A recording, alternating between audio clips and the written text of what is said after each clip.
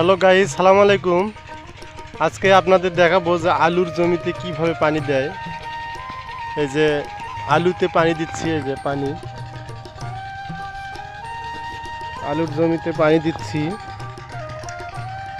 ওই যে মেশিন চলতেছে ওখানে, এই পাশে পানি আসতেছে।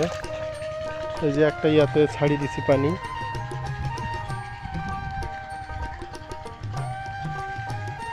পানি দিচ্ছি আলুর জমিতে, ওই যে পানি আসতেছে,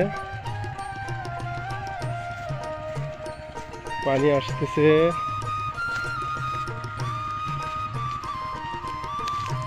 এবার দেখি আলুর জমিতে পানি দিয়ে আলু কি রকম হয়।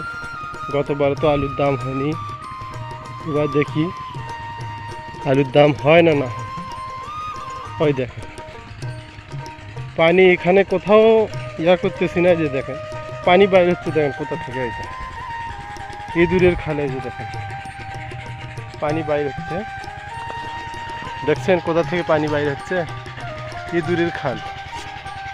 এই দেখেন এখানে কোথাও কিভাবে পানি বাইরে হচ্ছে, দেখেন পানি ছাড়িয়ে নেই এখানে। এই যে দেখেন,